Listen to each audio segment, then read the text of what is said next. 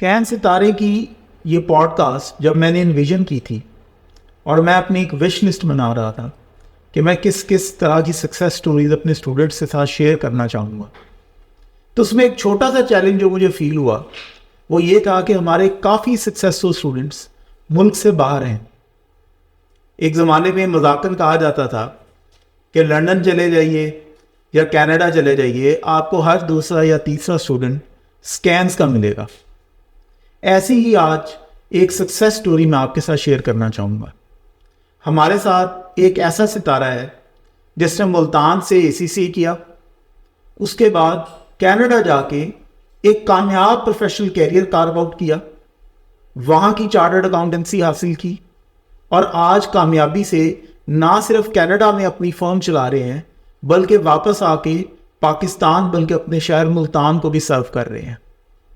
Bilal Ahmad, ACCA CPA, क्या हाल है, कैसे हैं आप? सर अल्लाह का शुक्र है, अल्हम्दुलिल्लाह। Thank you for having me here and I am excited to share my journey with your audience इंशाल्लाह। पहले तो बिलाल बहुत शुक्रिया, आपने टाइम दिया।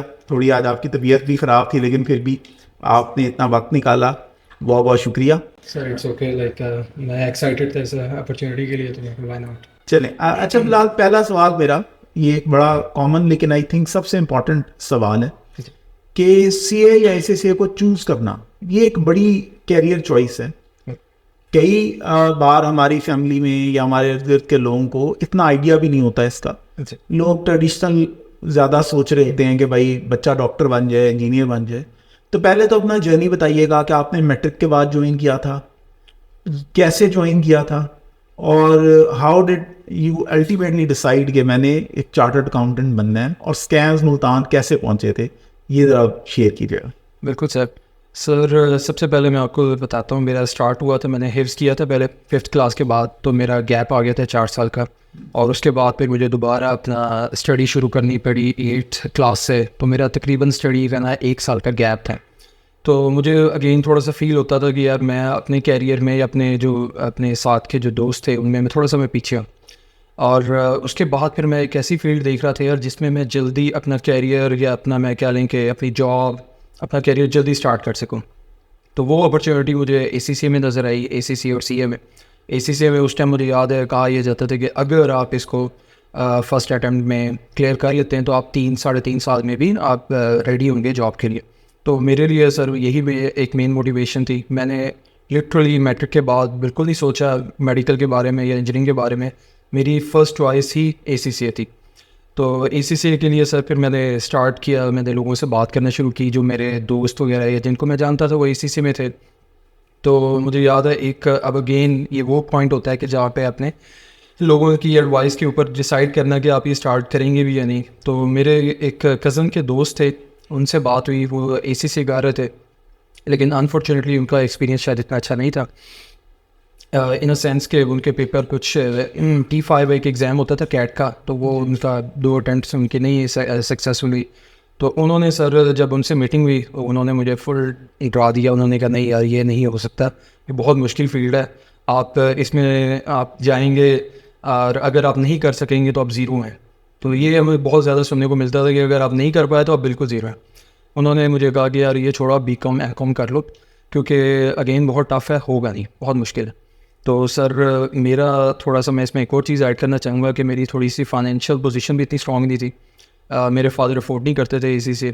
तो मेरे चचा ने, 2 चचा माशाल्लाह, मेरी एक फूफो, उन्होंने माशाल्लाह उन्होंने मुझे मोटिवेट किया, उन्होंने कहा इट्स ओके, आप स्टार्ट करो, आपने फ़ीस की या किसी भी चीज़ की टेंशन नहीं लेनी। अब सर यहाँ पर एक और फाइनेंशियल प्रेशर भी है कि यार मैं एक ऐसी चीज़ स्टार्ट करने जा रहा हूँ जिसके लिए मुझे अभी शुरू में ही डिमोटिवेशन मिल गई है, और साथ ये कि मैं कोई और मेरी फ़ीस पे करेगा, मैं किसी और के पैसे तो नुकसान करूँगा। तो वहाँ से सर अगेन 1-2 दिन बैठा हूँ, सोचा हूँ, फिर मैं स्कैन्स आया, आके मैं एडमिन से मिला, मैं टीचर से मिला, मैंने फ़ीडबैक लिया कि कैसे है, मुझे थोड़ी सी मोटिवेशन ऐड हुई और मुझे गाइड किया गया कि नहीं यार आप इस स्टेप बाय स्टेप अगर आप टीचर को सुनेंगे, आप या कॉलेज का जो पैटर्न है उसको फॉलो करेंगे तो आप कर लेंगे, it's not a big deal. तो सर मैंने एडमिशन लिया, स्टार्ट किया। सर इश्तियाक साहब मेरे फर्स्ट टीचर थे। अब मैंने जब स्टार्ट किया तो सर उस टाइम मुझे याद है कि सर इश्तियाक साहब ने मुझे आज तक उनके जो बताए हुए कॉन्सेप्ट्स हैं, जिस तरह उन्होंने पढ़ाया मुझे T1, सर वो मेरी एक बेस बनी मैं आज भी जो काम कर रहा हूँ ना, मुझे वो आज भी हेल्प करते हैं, क्योंकि मैं अगेन आगे लेटर ऑन मैं आपको बताऊँगा मैं क्या मेरी काम शाम है हर चीज़ से। तो सर इस तरह मेरा कैरियर स्टार्ट हुआ है। अच्छा बिलाल, आपने ना ये यहाँ पे एक बड़ी मुझे इंटरेस्टिंग बात बताई है। मेरे पास नॉर्मली जो बच्चे आते हैं पॉडकास्ट में भी और वैसे भी अमूमन रिश्तेदारों से थोड़े खाइफ होते हैं। इसकी कोई वजूहत भी हो सकती हैं, बट आपने मुझे भी स्टार्ट में बताया, और मैं चाहता हूँ कि ज़रा बताइएगा थोड़ा, अगर आप एलैबोरेट करना चाहें, कि आपके चचा ने आपको बड़ा सपोर्ट किया। तो ये जो सपोर्ट सिस्टम होता है हमारे इर्द गिर्द, जी और बाय द वे मुझे पता है कि आप कितने लोगों को सपोर्ट कर रहे हैं। मुझे पता है कि पता नहीं आप चाहते हैं कि मैं ये बताऊं या ना बताऊं, लेकिन मैं ये भी बताना चाहूँगा कि supporting a lot of people in a lot of ways. माशाल्लाह, हम बाद में इसको डिटेल में भी देखेंगे। ये जो सपोर्ट सिस्टम है इर्द गिर्द, ये कितना ज़रूरी है, और आप इसको एक्नॉलेज कर रही है, बहुत बड़ी बात है। बट लॉट ऑफ टाइम्स शायद लोग एक्नॉलेज नहीं करते या उनके एक्सपीरियंसेस अच्छे नहीं होते। तो इसके बारे में थोड़ा बताओ।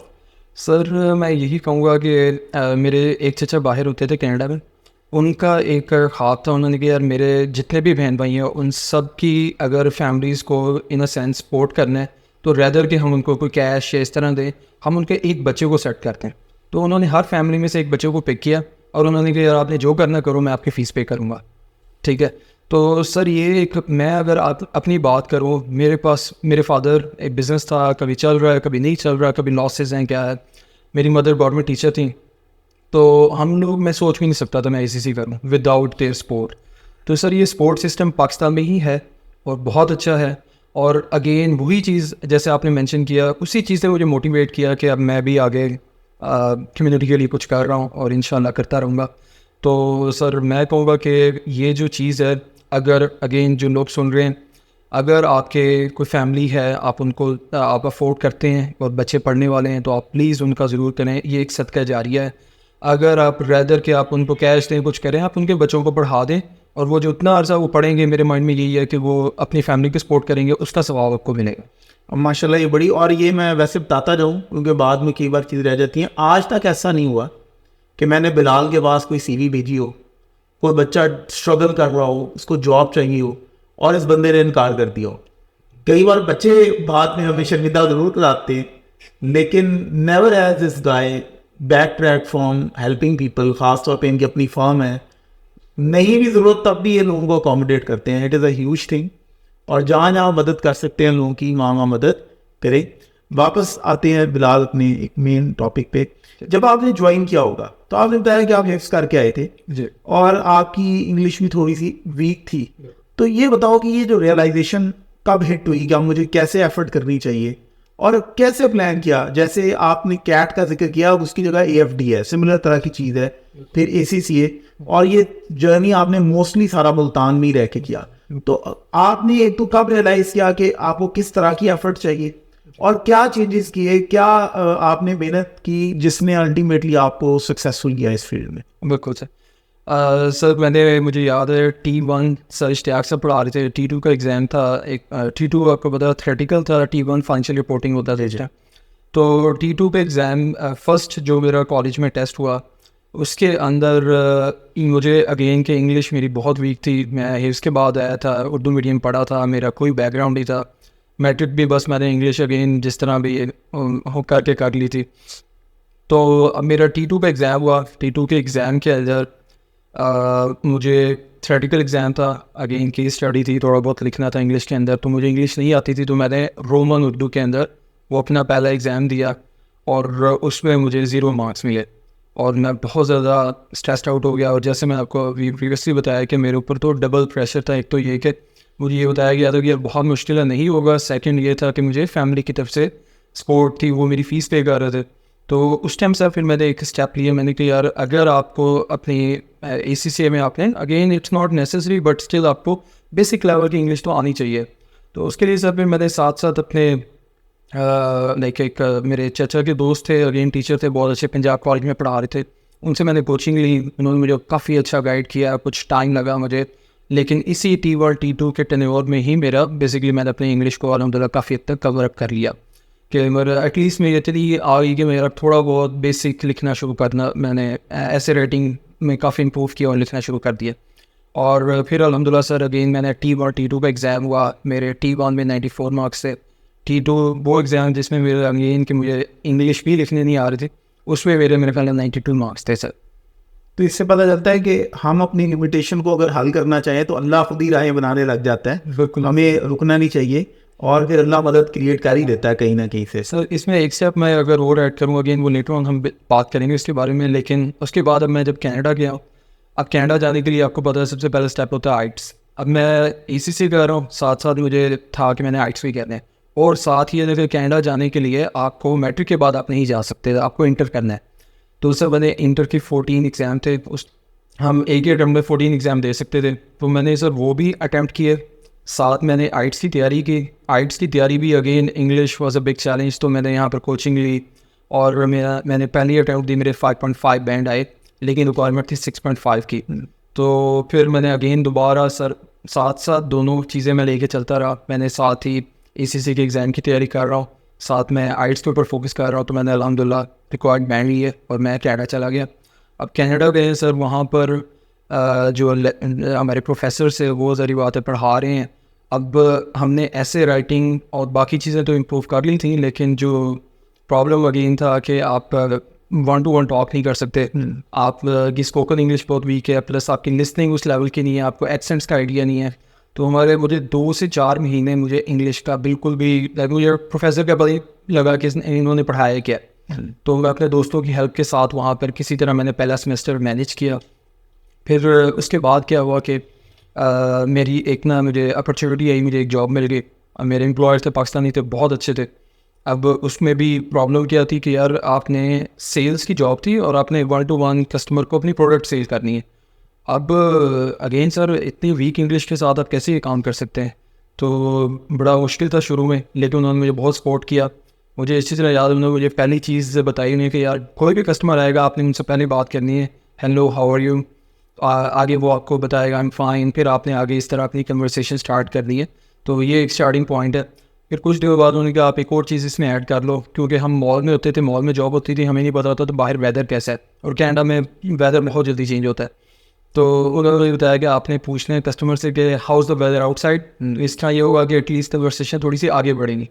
तो सर इस तरह स्टेप बाय स्टेप मैंने इंग्लिश अपनी इम्प्रूव की, और उसके बाद अल्हम्दुलिल्लाह डेलॉयट और बिग 4 कनाडा में मैंने इंटरव्यूज़ दिया। लाइक अच्छा चलिए इस पे आते हैं। पहले तो ये बताइए कि आपने ACC के आखिरी 3 पेपर्स के अलावा जी सारे पेपर्स जो हैं वो मुल्तान से ही इसी एनवायरनमेंट में मेजॉरिटी की हैं। जी एक आधा शायद लाहौर स्कैन से भी किया है आबिल करमानी साहब से। जी तो पहले तो बताइए कि मुल्तान अब तो बहुत ही वैसे जनरल हो गया, लोगों को पता भी है, जी लेकिन एट अ सर्टेन पॉइंट लोग समझते थे कि शायद मुल्तान में रह के तो इसी से करना बड़ा ही मुश्किल है। इसके बारे में आपकी क्या राय है और आप क्या सोचते हैं इसके बारे में, ये बताइएगा।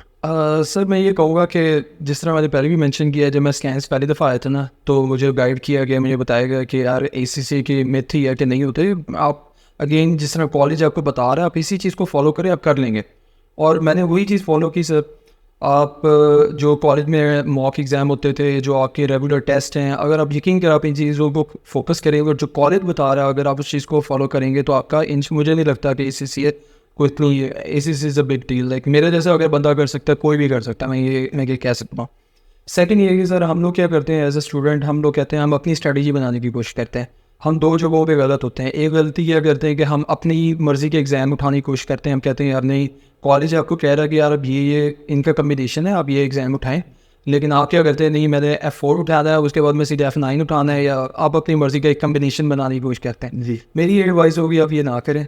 आपके कोलीग्स होते हैं, वो एक ही क्लास में आपका एक बैच चल रहा होता है, आपको जो कॉलेज बता रहा है आप उसको फॉलो करें और आप उसी पैटर्न के साथ चलें। फिर इट डज़न्ट मैटर कि मुल्तान है लाहौर है।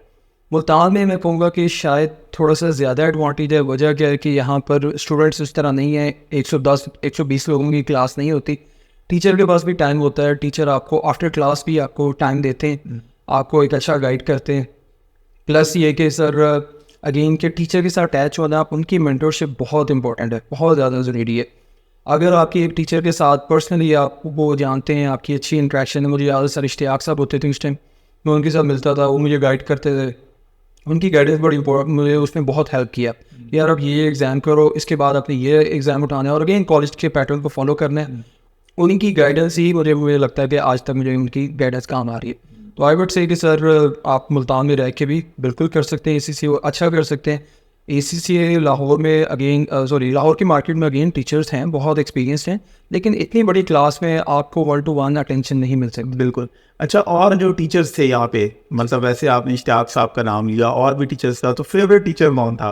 कोई अगर रेट करो एक दो को, कि जिनका काम या क्वालिटी या चीज़ें याद आती हैं बाद में, या क्लास में जो डिलीवर किया, यू वुड से कि यार बड़ा मज़ा आया, या बाद में मैं प्रोफेशनली भी बंदा सोचता है कि यार ये वाली बात जो है ना हिट हो गया यहाँ पे? सर 2 टीचर्स का मैं यहाँ पे नाम लेना लाजमी चाहूँगा। एक सर इश्तियाक साहब थे, उन्होंने जो मुझे T1 में जो कॉन्सेप्ट पढ़ाया था या जिस तरह पढ़ाया था उसमें मुझे आगे जाके F7 P2 सब में बहुत हेल्प किया। फिर सर काशिफ अदील साहब थे। सर काशिफ अदील साहब की आप यकीन करें सर, मैं आपको एक बात मज़े की बात हूँ, मैं डेलॉयट में था कनाडा में, तो उस टाइम मैं उनके नोट्स की हेल्प लेता था उस टाइम भी, कि सर के जो IFRS को जिस तरह वो जैसे नया स्टैंडर्ड आता था, उस स्टैंडर्ड को अपने नोट्स में जितना ईजी कर देते थे वो आपको कहीं नहीं मिलता ये चीज़। तो मुझे याद है, मैं इन दोनों टीचर्स का नाम लेना चाहूँगा कि सर काशिफ अदील साहब और सर इश्तियाक साहब, और भी सारे टीचर्स ने बहुत हेल्प की, बहुत अच्छा पढ़ाया, लेकिन ये 2 टीचर ऐसे हैं जो मुझे आज तक उनके पढ़ाए हुए वर्ड भी याद। एक काशिफ अदील फ़ैन क्लब में आप अकेले नहीं हैं, मेरे भी उस्ताद हैं, मैं भी उसमें हूँ, और ये मैं कई बार बच्चों को बताता हूँ कि आप कितने लकी हैं कि हमें इस क्वालिटी के उस्ताद असातिज़ा मुल्तान में अल्हम्दुलिल्लाह अवेलेबल हैं। अच्छा, आप ज़रा बताइएगा कि कनाडा जाने का फ़ैसला, एक तो you had a certain family member there, शायद आप वहाँ से मोटिवेट हो रहे होंगे, बट इट्स नॉट ईजी, और फिर वहाँ जाके आपकी जो प्रोफाइल है, आप बिग 4 के आर्टिकल्स भी हैं उसमें। अब काफ़ी बच्चे मेरे पास आते हैं और वो एक ब्लूप्रिंट चाहते हैं, वो ये समझना चाहते हैं कि हम how can we make it in a country like that, and you have done माशाल्लाह everything which a person can envision. मैं थोड़ा समराइज चाहूँगा आप ही कर दें कि क्या जर्नी था प्रोफेशनली वहाँ पे। इनिशियल तो आपने जैसे बताया कि शुरू में तो पढ़ भी रहे थे और जॉब्स भी कर रहे थे, और but professionally when it came to joining the first company like Deloitte and then from there on, और फिर अपनी प्रैक्टिस तक का वो जो एक सफ़र है वो थोड़ा समराइज करके बताइए, ताकि बच्चे उससे सीख सकें कि अगर वो वहाँ जाके एक लाइफ बिल्ड करना चाहते हैं तो वो क्या करें, किन स्टेप्स को देखें, कितने कंसिस्टेंट रहें। तो बिलाल ज़रा ये बताइएगा हमें। ज़रूर sir, sorry I am gonna take little long here. It's fine. Take your time. Sir मैं 2013 में कनाडा गया था, और उससे पहले मैंने आपको बताया कि मेरे यहाँ पर इंटर की रिक्वायरमेंट थी। मैंने इंटरमीडिएट किया, 7 आइट्स क्लियर किया, ACC के मेरे P2 तक क्लियर हो गए थे माशाल्लाह पेपर। 3 पेपरों की मैंने कोचिंग लाइक क्या रहे कि हाफ कोचिंग मेरी डन थी, और मैं कनाडा चला गया। कनाडा जाना क्यों था सर? अगेन के थोड़ी मुझे ये लगता था कि शायद मैं वहाँ पर जल्दी जो मेरी फाइनेंशियल सिचुएशन थी वो मैं ज़रा जल्दी इंप्रूव कर पाऊँगा, तो यही एक मोटिवेशन थी मेरी। मेरे चचा ने वहाँ पे मेरी फर्स्ट सेमेस्टर की फ़ीस पे की, which was like about $9,000 Canadian dollar. That was a big help. और उसके बाद फिर अल्हम्दुलिल्लाह मेरे फादर ने एक बहुत बड़ा स्टेप लिया, उन्होंने अपना घर बेच के, हमारे एक ही फैमिली होम था बस, डेट्स इट, वो ही हमारा एक एसेट था, उन्होंने वो बेच के जितना भी चचा को पे किया, बाकी भी जितने हमारे ऊपर डेट थे वो सारे क्लियर किए, कनाडा जाते हुए जो खर्चा हुआ था सब कुछ। तो अगेन मेरे फादर के बोल्ड स्टेप था, मेरे ऊपर एक वो भी अगेन दोबारा प्रेशर था कि यार फैमिली ने अपना एक वाहिद एसेट था वो बेच के आपके ऊपर लगा दिया, अब आपको कुछ करना है। और सर यही चीज़ें होती हैं जो आपको मोटिवेशन देती है कि यार आपने आगे कनाडा भी जाके, क्योंकि मुझे ये पता है, मैं वहाँ पर जब कनाडा पहुँचा था, मेरे साथ के दोस्त थे, उनको पाकिस्तान से फ़ीस आती थी अक्सर, और उनके अंदर लिटरली कोई इतनी खास मोटिवेशन भी नहीं थी, वो बड़ा रिलैक्स होकर चल रहे थे, लेकिन मेरा ऐसा हिसाब नहीं था। मुझे ये था कि मैंने सुबह यूनिवर्सिटी जाना है, वापस आना है, आके जॉब करनी है, जॉब करके शाम को अगर टाइम मिलेगा तो मैंने ACC को भी टाइम दिया। तो सर खैर मैंने वहाँ पे स्टडी स्टार्ट की, बहुत struggling, like I would say कि मैं टोटल 14 to 15 आवर्स मेरा डेली का ये टाइम था, जॉब प्लस स्टडी और सब चीज़ें।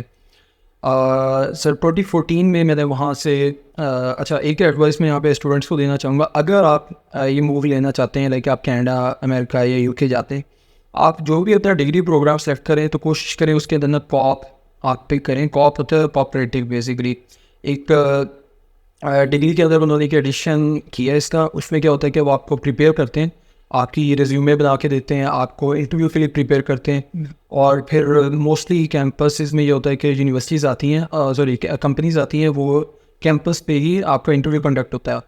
तो मैंने वो कॉप प्रोग्राम के लिए पिक किया, और अल्हम्दुलिल्लाह कॉप के थ्रू 36 कंपनीज आई थी हमारे कैंपस में, और मैंने 10 कंपनीज में अप्लाई किया, इंटरव्यू कॉल आई, इंटरव्यू में गया, और मेरी जो प्रिपरेशन थी इंटरव्यू की वो सारी मुझे कॉलेज से भी काफ़ी हेल्प मिली, प्लस मैंने कुछ ऑनलाइन टिप्स यूट्यूब इधर काफ़ी कुछ फॉलो किया हुआ था।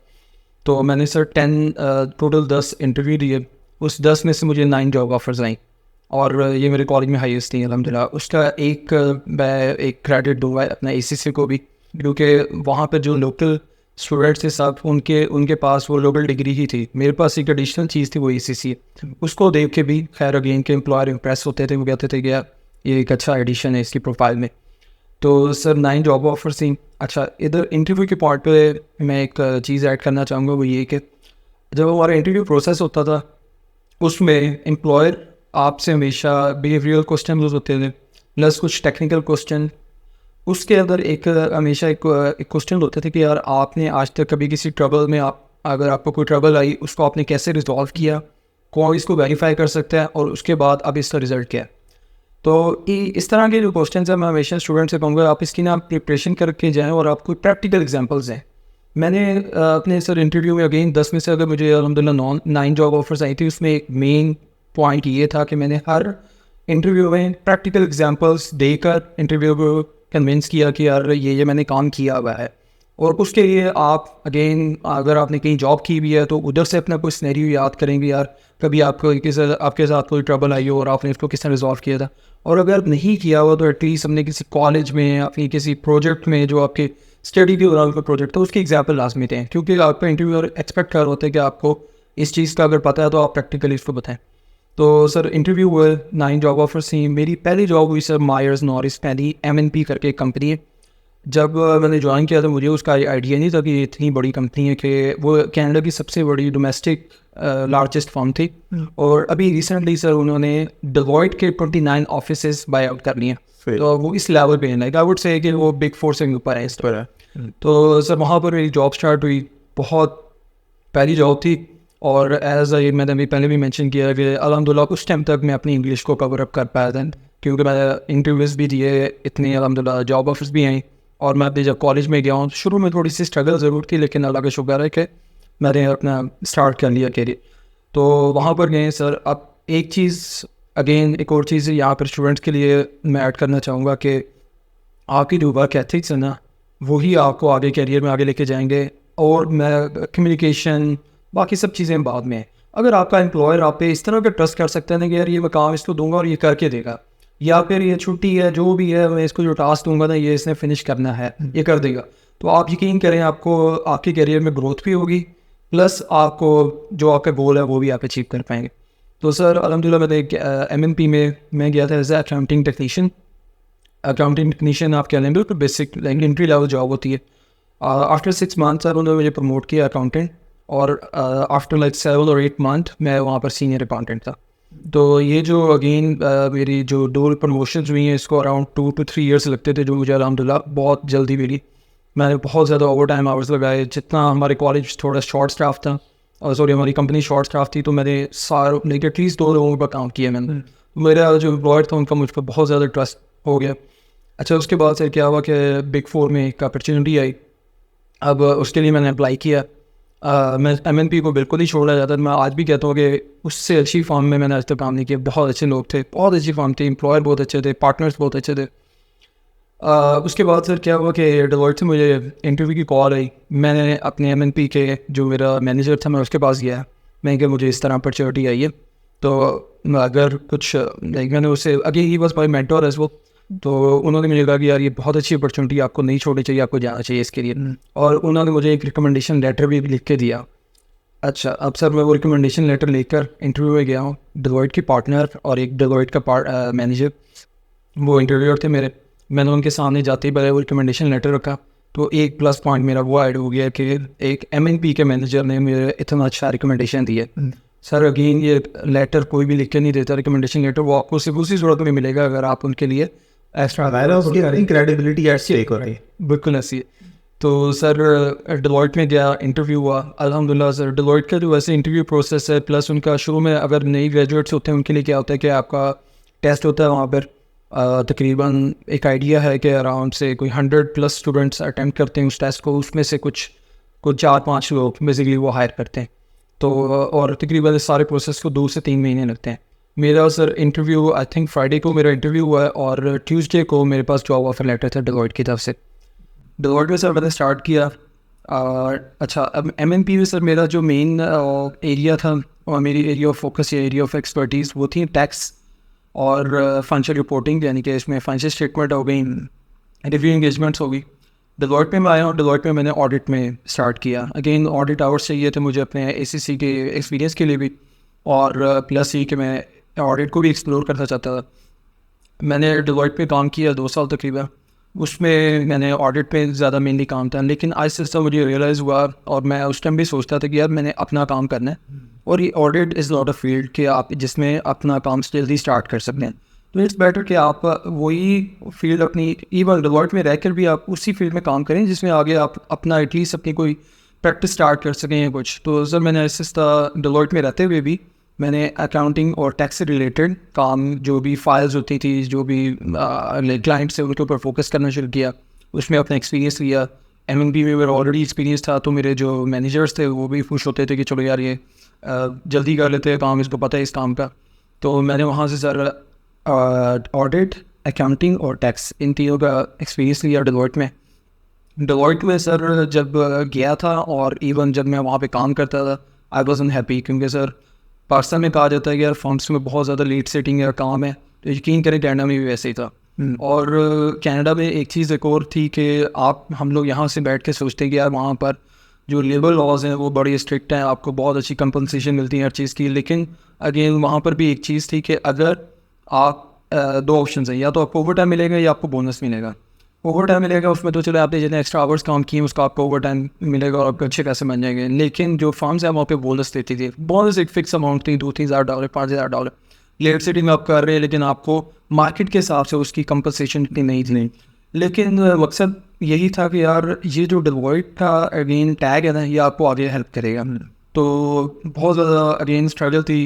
रात को भी बार रात को 2-2 बजे तक भी हम लोग घर आए हैं, 11 बजे तक भी आए हैं, बहुत स्ट्रगल थी। लेकिन अल्हम्दुलिल्लाह एक कंसिस्टेंटली काम किया। एक आज वो मेरी प्रोफाइल में ऐड है, तो मुझे उसका काफ़ी एडवांटेज मिलता है। सर डेलॉयट में काम किया, उसके बाद डेलॉयट के अगेन मैंने बताया कि मेरा अकाउंटिंग और टैक्स में मेरा था कि मैंने आगे जाके अपना काम करना है।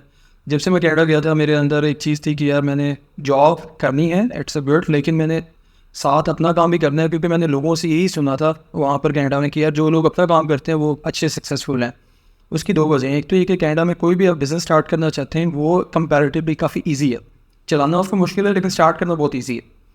तो मैंने सर डेलॉयट में जो मैं जॉब कर रहा था, मेरे पास एक अपॉर्चुनिटी आई। जो मेरे फर्स्ट एम्प्लॉयर थे, अगेन उनके लिए भी अच्छा काम किया था। उन्होंने सर मुझे ऑफ़र दी पार्टनरशिप की कि यार हम आपके सिटी में, सेलफोन का स्टोर है, सेल्स की जॉब है, तो आपकी सिटी में हम एक स्टोर ओपन करना चाह रहे हैं, हमें एक फ्रेंचाइज की एक अपॉर्चुनिटी आई है, अगर आप इसमें हमारे साथ पार्टनर करना चाहें। तो सर उन्होंने पार्टनरशिप ऑफ़र की और मैंने उनके साथ इन्वेस्टमेंट करके अपना एक फर्स्ट स्टोर कनाडा में ओपन किया। मैंने सर डेलॉयट क्विट की, मैं फुल टाइम अपने स्टोर को देने लग गया। अब उस दौरान मेरी शादी हो गई। अब शादी में वाइफ वहाँ पर आई हैं, वो देख रही हैं। उन्होंने मुझे अगेन के निकाह के टाइम पे, हमारा निकाह पहले से हुआ था, उन्होंने देखा था मैं डेलॉयट में हूँ, ऑडिट पे जा रहा हूँ, क्लाइंट से मिल रहा हूँ, like let's say for example city of Calgary का ऑडिट है, सिटी ऑफ रेजिना का ऑडिट है, मैं बड़ी हाई प्रोफाइल पर्सनैलिटी से मिल रहा हूँ। एक आपकी पर्सनैलिटी में भी इन चिन्हों से क्या हाँ इम्पैक्ट आता है उसका। तो उसके बाद मैंने क्या किया, एक मैं अपने एक स्टोर बना के उसके ऊपर मैं बैठ गया। तो मेरी वाइफ ने मुझे मोटिवेट किया, उन्होंने यार आप CPA हैं, आपने CPA किया हुआ, अलहमदिल्ला आपने ACC किया हुआ, आप ये काम जो है ना ये आप मिनिमम वेज वर्कर से भी करवा सकते हैं, तो आप प्लीज़ वापस अपनी फील्ड में जाएं और उसी पे फोकस करें। तो सर मैंने सारे अपने काम को टाइम दिया और मैं कहता हूँ ये मेरा बेस्ट डिसीजन था। मैं वापस आया, मैंने जॉब्स अप्लाई की। अगेन सर Big 4 का टैग था, तो मुझे अल्हम्दुलिल्लाह पहले ही वीक में मुझे इंटरव्यूज़ आ गए। अब इंटरव्यू कहाँ से आया, जिस कंपनी का मैं ऑडिट करता था डेलॉयट की तरफ से, उधर की ही मैनेजर ने मुझे अप्रोच किया। और इस दौरान मेरी वाइफ भी पुश कर लिया वापस जाए, लेकिन मैं फिर भी स्टिल इतना मोटिवेट नहीं था अभी। तो मैंने इंटरव्यू आया, मैंने कहा नहीं मेरे पास अभी टाइम नहीं है, मैं बिजी हूँ नेक्स्ट वीक। देख मैं थोड़ा सा अगेन डिमोटिवेटेड था उस साइड पर। तो मैंने नेक्स्ट उन्होंने कहा ठीक है इट्स ओके, हम आपको नेक्स्ट वीक अप्रोच करते हैं। नेक्स्ट वीक अप्रोच कर लिया उन्होंने दोबारा, फिर मैं इंटरव्यू के लिए चला भी गया। फिर उन्होंने सेकंड इंटरव्यू के लिए बुलाया और मेरी वहाँ से जॉब स्टार्ट हो गई। एक चीज़ सर यहाँ पे मैं ऐड करूँ कि मैंने 2016 में मैं अल्हम्दुलिल्लाह ICC मेंबर बन गया सर। प्लस फिर वहाँ पर कनाडा में 2 एग्ज़ाम होते हैं, लॉ का और टैक्स का। अगर आप ये 2 एग्ज़ाम देते हैं और आप ACC मेंबर हैं तो वहाँ पर एक म्यूचुअल रिकॉग्निशन एग्रीमेंट था हमारे विद CPA कैनेडा, तो आपको CPA कैनेडा मिल जाता है। और प्लस आपके पास BSc ऑनर की डिग्री भी होनी चाहिए ऑक्सफोर्ड ब्रोक्स यूनिवर्सिटी से, तो मेरे पास वो भी थी। तो मुझे 2016 में ही अल्हम्दुलिल्लाह मुझे कनाडा का CPA भी मिल गया था। तो 2 चीज़ों का फ़ायदा हुआ, एक तो ये कि मेरे आर्टिकल्स और मेरा सारा वर्क एक्सपीरियंस वहीं से था। स्टडी चाहे UK की थी, लेकिन मुझे नहीं लगा कि मुझे बहुत ज़्यादा चैलेंज हुआ मेरे लिए। मैंने वहाँ पर बहुत जल्दी अडॉप्ट कर लिया था वहाँ के टैक्स सिस्टम को भी, सब चीज़ों को। तो 2016 में मेरे पास CPA कैनेडा, CPA एब्रीविएशन है चार्टर्ड प्रोफेशनल अकाउंटेंट, और ये basically it's CA in Canada, CA इन पाकिस्तान। तो 2016 में मुझे वो मिला, फिर मैंने अपना काम किया और उसके बाद फिर मैं इंटरव्यू, जैसे मैंने मेंशन किया, मेरी हार्वर्ड डेवलपमेंट एक कंपनी थी बहुत बड़ी, वहाँ पर मुझे जॉब होगी मेरी। मैंने वहाँ पर as a senior accountant start किया काम। Around like 3 years, after 3 years मेरी प्रमोशन हुई, मैं इन अकाउंटिंग मैनेजर बना वहाँ पे। अच्छा, अब वहाँ पर भी क्या था सर कि जब मैं कर रहा था हार्वर्ड में 2020 के अंदर ना कोविड आया।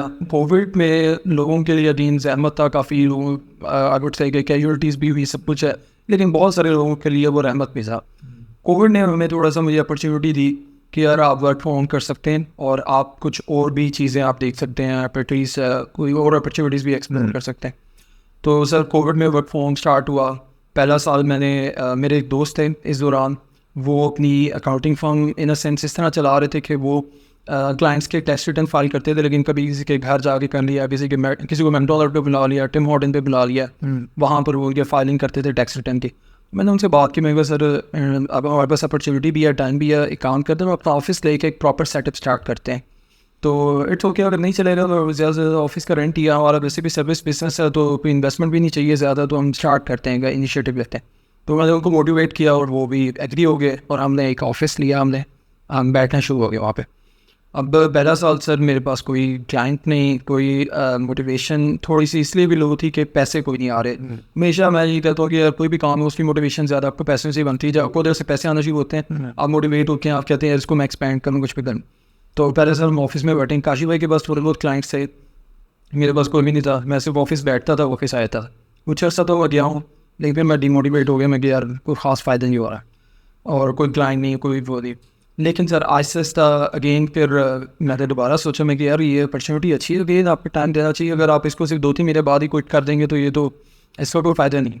मैं फिर दोबारा सर ऑफिस जाके बैठा हूँ। लिटरली पहले साल में 2 या 3 क्लाइंट से ज़्यादा नहीं थे।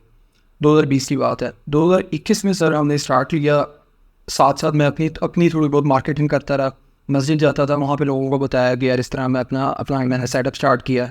वर्ड ऑफ माउथ से अल्हम्दुलिल्लाह मेरे पास आहिस्ता आहिस्ता काम आना शुरू हुआ। 2021 में अल्हम्दुलिल्लाह मेरे पास 40+ क्लाइंट्स हो गए। 2022 में सर वो नंबर हमारा अराउंड 250 to 300 के दरमियान गया, और इस टाइम अल्हम्दुलिल्लाह हम 600 के करीब कंपनीज़ को, कॉर्पोरेट क्लाइंट्स को हम डील कर रहे हैं। हमारे पास जो क्लाइंट्स हैं उसके अंदर क्या लें कि पब्लिक लिस्टेड कंपनीज़ भी हैं, उनको हम हेल्प करते हैं। लाइक उनकी हम फाइनेंशियल स्टेटमेंट बनाते हैं, उसमें जितनी भी उनकी IFRS की रिपोर्टिंग होती है, वो IFRS के अकॉर्डिंग हमने फाइनेंशियल रिपोर्ट बनानी होती है। अगर कोई स्टैंडर्ड नहीं आया है, उसकी क्या इम्प्लिकेशन होगी कंपनी में, हम उनको उसके ऊपर एडवाइस करते हैं। प्लस हमारे पास अक्सर डॉक्टर्स हैं, उनकी हम अकाउंटिंग में हेल्प करते हैं। कंस्ट्रक्शन कंपनीज़ हैं, ट्रकर्स हैं, तो ये हमारी क्लाइंट बेस है। और आई थिंक मैंने माशाल्लाह बहुत आपने बेहतरीन तरीके से बताया। अच्छा बिलाल, इसमें एक बात तो कि जब अल्लाह ने इतनी सक्सेस दी, ज़ाहिर है वो लोग जैसे आपके पेरेंट्स हैं, at one point of time आपने तो अपना घर ही बेच दिया उन्होंने, मतलब ये एक बहुत बहुत बड़ा बोल्ड स्टेप है। मेरे ख्याल में आप जो भी कर लें उनके लिए शायद आप इस चीज़ को कभी इक्वेट ना कर सकें, या आपके वो चचा जिन्होंने आपके पीछे इतना फेथ दिया, आज वो कितना खुश होते हैं, या at what point of time आपको लगा। क्योंकि मेरी नज़र में असल कामयाबी तो ये है कि जब आप अपने इर्द गिर्द इन लोगों को खुश होता देखें या उनकी वो ख्वाहिशात पूरी कर सकें जो मतलब at one point of time शायद पूरी ना हो रही हूँ, तो ये काफ़ी फील हुआ कि यार अब ज़िंदगी में कुछ अचीव कर लिया है, या पेरेंट्स कितने प्राउड हैं, ये भी थोड़ा सा बताओ। सर अगर मैं आपको बताऊं कि मैं 2013 में जब मैं कनाडा गया था, उससे पहले ना हमारे घर में कोई AC नहीं होता था, अगेन हम अफोर्ड नहीं करते थे। हमारे घर में उस टाइम लाइट बोल जाती थी, आपको याद होगा एक वो टाइम था जी, हमारे घर में UPS भी नहीं था। तो मेरे अभी भी मैं अक्सर मेरे नेबर हैं, दोस्त हैं, उनके साथ बैठता हूँ, कहते हैं हमें याद है आप मोबाइल की टॉर्च जला के ना आप लोग बहन भाई सारे पढ़ रहे होते थे। और मेरी सिस्टर अलहमदिल्ला, वैसे जो छोटी सिस्टर है वो डॉक्टर है, वही कैनेडा में होती। तो अब वो सर एक टाइम था वो, उसके बाद अलहमदिल्ला मैं कनाडा गया हूँ। 1 साल बाद जब मेरी जॉब स्टार्ट हुई है, मैंने सर अपने घर में पहला AC लगवा के दिया। मैंने विद इन अलहमदिल्ला 6 मंथ एक उस टाइम गाड़ी हुई थी मेहरान गाड़ी थी नहीं, वो निकलवा के दी। सर वो एक चीज़ मुझे याद है कि मैं उस दिन बहुत खुश हुआ कि यार एटलीस्ट हमने अपने माँ बाप को ये सुख तो दिया कि यार इतनी गर्मी में इतनी स्ट्रगल के साथ उन्होंने हमें पढ़ाया, इतना कुछ किया और मेरे लिए अपना घर तक भेज दिया। तो यार अब मैं अपने घर में एटलीस्ट एक AC और एक गाड़ी दिलवा पाया। उसके बाद सर ऐसा, और ये मैंने जैसे पहले भी बताया कि सर हम वहाँ पर थे as a student, again young थे। मैं जब कनाडा गया था I was only 20 years old। तो उस टाइम आप कहीं भी दूसरे रास्ते पे भी जा सकते हैं वहाँ पर। It's not like difficult. आप रूटीन में क्या होता है कि आप क्लबिंग में आप दूसरी चीज़ों पे पढ़ जाओ, और बहुत सारे हमारे दोस्त हम करते भी थे। तो ये चीज़ें थी जिन्होंने मुझे हमेशा ट्रैक पे रखा कि नहीं यार, एहसास था कि यार आपके लिए अगर इतनी बड़ी बैट ली आपके फादर ने, आपके चचा ने, आपकी फैमिली ने आपने को इतना सपोर्ट किया, तो आपने हमेशा ट्रैक पे रहना है। उसके बाद सर अल्हम्दुलिल्लाह अगेन पेरेंट्स को उम्रा करवाया, उस टाइम बड़ी खुशी हुई। और फिर जब कभी ऐसे वर्ड सुनने को मिलते हैं, अगेन पेरेंट्स कई दफ़ा डायरेक्टली नहीं कहते लेकिन लोगों से सुनने को मिलते हैं यार भाई पेरेंट्स बड़े खुश हैं आपकी वालदा ने। जैसे एक दफ़ा फिर मैंने 2019 में मेरी वालदा आई थी कनाडा, उनको घुमाने लेके गया, सारा घुमाया। उनके मेरी वालदा के वर्ड से कि यार मैंने आज तक मरी नहीं देखा था, लेकिन मेरे बेटे ने अल्हम्दुलिल्लाह कनाडा में मुझे सारा घुमा दिया। तो सर ये चीज़ें बहुत ज़्यादा खुशी दी इन्होंने। फिर अल्हम्दुलिल्लाह मैंने अपना यहाँ पे दोबारा पाकिस्तान में घर बाय किया और प्रॉपर्टीज़ ली हैं, एसेट्स लिए।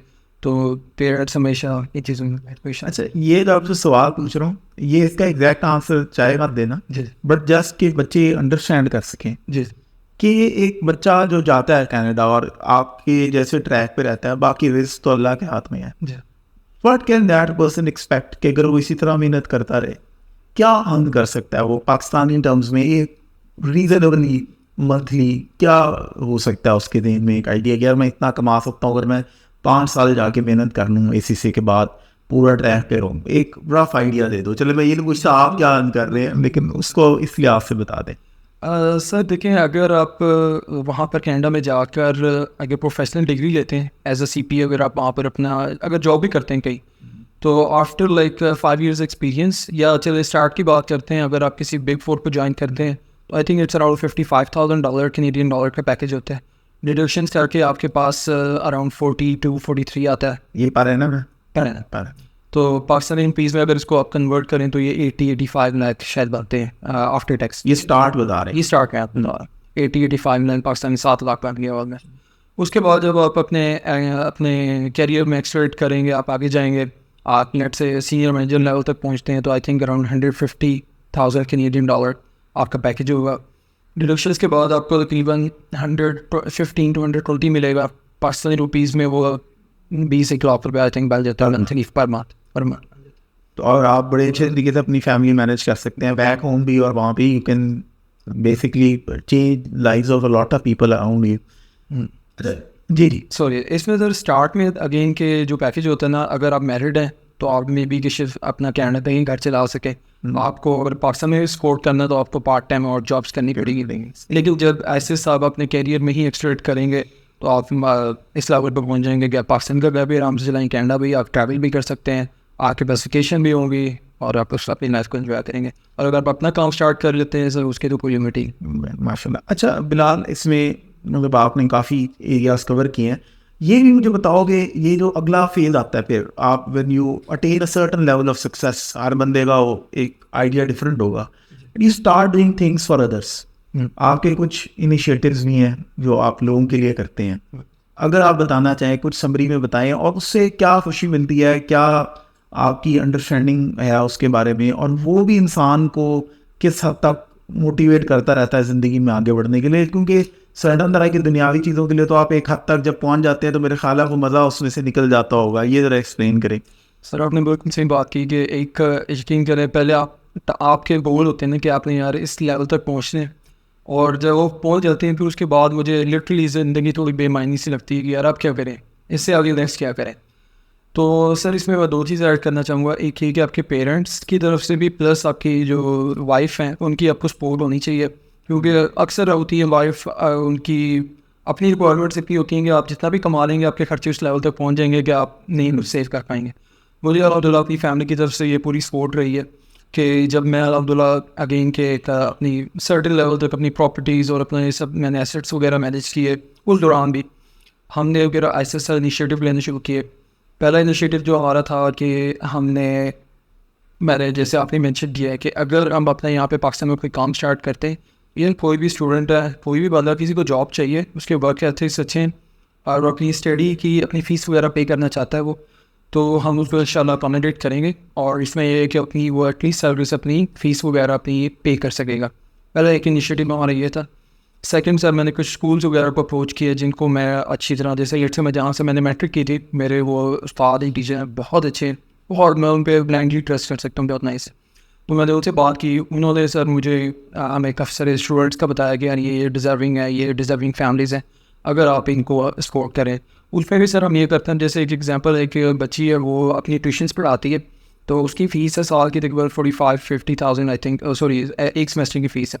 तो वो अपनी ट्यूशन्स पढ़ा के जितने पैसे वो वहाँ से कर लेती है, वो बता देती है कि भाई मेरे पास सिस्टम 25,000 इकट्ठे हो गए, बाकी मुझे इतनी की सपोर्ट चाहिए, तो वो हम लोग फिर अपने फंड में से उनको सपोर्ट करते हैं।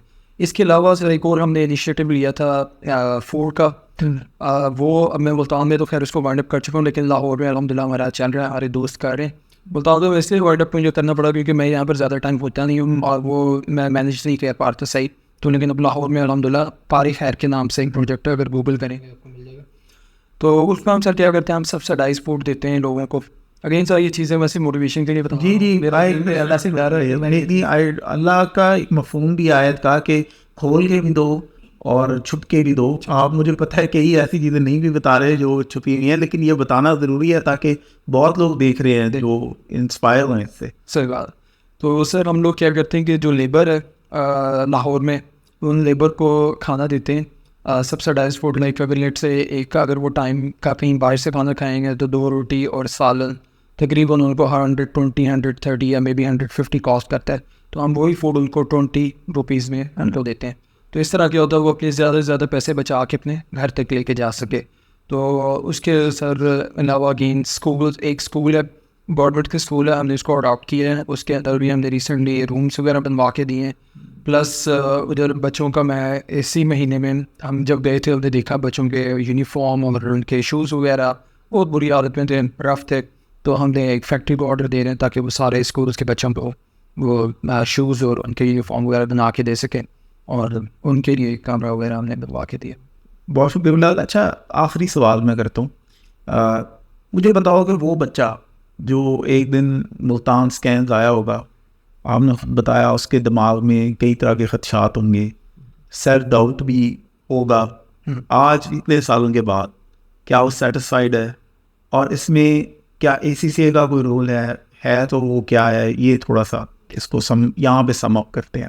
सर मैं एक बात करूं कि जब मैं आया था, अगेन पहली बात तो ये है कि मुझे सराउंडिंग में इतनी ज़्यादा डिमोटिवेशन मिली हुई थी कि मैं शायद सोच रहा था कि ना ही करूँ, क्योंकि मेरे ऊपर मेरी फ़ीस वगैरह सब चीज़ें मतलब तबाह दूसरे लोगों ने करनी थी। तो मुझे अगेन कॉलेज से काफ़ी मोटिवेशन मिली, मुझे बताया गया कि इस कैरियर के प्रॉस्पेक्ट क्या हैं, आप इतने सर्टेन लेवल तक कहाँ तक पहुँचेंगे। तो एक ये चीज़ बड़ी मोटिवेटिंग थी, ये एक चीज़ थी जिसने मुझे मोटिवेट किया, मैंने स्टार्ट किया। उसके बाद अल्हम्दुलिल्लाह आज इतने साल बाद, इतने एक्सपीरियंस के बाद मैं यही कहूँगा कि सर ACCA, अच्छा एक और चीज़ में सर मैं एक और ऐड करूँगा, मैं सर जब कनाडा पहुँचा था मैंने एक लेवल पे ना मैंने ACCA छोड़ दिया था क्योंकि मैंने पहली अटैम्प्ट दी, मैं टाइम नहीं दे पाया अपने पेपर्स को, मैं वहाँ पर स्टडी कर रहा था, साथ जॉब कर रहा था। मैंने पहले जाके 3 पेपर्स मैंने उठाए हुए थे, वो मैंने दिए, मेरे 3 पेपर फेल हो गए, 3 पेपर कनाडा पहुँचे। और उसमें क्या होता था सर, मैं यहाँ से मैं कैमरूप्स में रहता था, एक सिटी है वैंकूवर में, एग्ज़ाम होता था, 350 किलोमीटर का डिस्टेंस था, मैं नया गया हुआ था, तो बस लेके मैं वहाँ पे पहुँचता था। बस वहाँ पे सिर्फ रात को जाती थी या सुबह, अगर मैं सुबह वाली बस पे जाता तो मैं एग्ज़ाम नहीं दे पाता, तो मैं रात को जाता था, और मेरे पास वहाँ पे होटल लेने के लिए भी पैसे नहीं होते थे, तो मैं रात 11 बजे पहुँच जाता था, वहीं पर सड़कों पर कहीं टिम हॉर्टन मैकडॉनल्ड पे बैठ के सारी रात जागना, फिर एग्ज़ाम देना, फिर एग्ज़ाम दे के फिर बस में बैठ के सो जाना और वापस आना। तो मैं इसी से बिल्कुल छोड़ चुका था एक दफ़ा, मैंने कहा यार मैं यहाँ पर अल्हम्दुलिल्लाह कमाने भी लग गया हूँ, अपनी डिग्री भी हर चीज़ है, इट्स ओके। लेकिन मेरी मदर ने काफ़ी पुश किया इस बारे में, उन्होंने कहा नहीं बेटा इतनी मेहनत की है, आप प्लीज़ इसको फिनिश करो। तो सर अलहमदिल्ला वो मैंने फिनिश किया। उसके बाद उसी की बेस पे मुझे CPU मिला, उसी की बेस पर अलहमदिल्ला मेरा जो भी मूव है उसी की बेस पे। तो सर मेरे लिए तो ACCA is a big thing, ACCA ही सब कुछ था। और जैसे मैं आपको बताया, मैंने तो आज तक कभी इंजीनियरिंग, मेडिकल किसी चीज़ के बारे में सोचा भी नहीं था। मैंने ACCA का ही सोचा था, अलहमदिल्ला ACCA ही किया। और मेरी सबके लिए ये एडवाइस होगी कि अपना गोल क्लियर रखें और आप ACCA करें अगेन के। अच्छा, मैं उसके बाद सर मुझे अलहमदिल्ला ट्रैवल का काफ़ी मौका मिला। मैं हर साल पिछले साल भी मैं तकरीबन 9 कंट्रीज़ गया, different like part of the world, like UK, USA, Thailand, अपना मलेशिया, सिंगापुर, इन सब में मैं जहाँ में भी जाता हूँ सर, एक चीज़ जो ACCA की पॉजिटिव है, ये ग्लोबली रिकॉग्नाइज्ड है। आपको कहीं ना कहीं आपको ACCA का बंदा भी मिल जाता है और ACCA की रिकॉग्निशन भी है, वर्ल्ड वाइड रिकॉग्नाइज है, मार्केट आपके लिए ओपन है। मैं मिडिल ईस्ट भी जाता हूँ, मेरे दोस्त हैं बहुत अच्छा माशाल्लाह, जैसे आपने बताया एक स्टूडेंट की स्टोरी थी ERP की, इस तरह के मैं बहुत सारे लोगों को जानता हूँ जो माशाल्लाह ACCA बेस में स्कैन्स के हमारे अपने ग्रुप के लोग हैं, तो वही में बहुत अच्छे पैकेजेस ले रहे हैं। अगर मैं इंटरव्यू की बात करूँ, मेरा एक दोस्त I think is getting around 45,000 like दिनार या दिरहम जो भी है, वो पाकिस्तान रुपीज़ में आप कन्वर्ट करें काफ़ी अच्छे पैसे। जी। तो मैं अगेन इसी चीज़ पर समाप्त करूँगा सर, ACCA बहुत अच्छी डिग्री है, TNCA, और आपको अपने अगेन फोकस्ड होना चाहिए अपनी डिग्री पे, आप फिनिश करें और अपने कैरियर में आप अच्छा लगें। बहुत शुक्रिया Bilal, thank you very much time देने के लिए और इतना लैबोरेटिवली चीज़ों को एक्सप्लेन करने के लिए। आई होप कि हमारे बच्चे या जितने लोग देख रहे हैं और इवन बड़े भी, मैं तो बड़ा इंस्पायर्ड फील कर रहा हूँ इस टाइम पे। आई होप कि बाकी लोग भी बड़ा इंस्पायर्ड फील करें और ऐसे ही लोगों में खैर बांटते रहें और इंशाल्लाह आपके एक्सपीरियंस से दोबारा भी हम फ़ायदा लेंगे। बहुत शुक्रिया, थैंक यू वेरी मच भाई।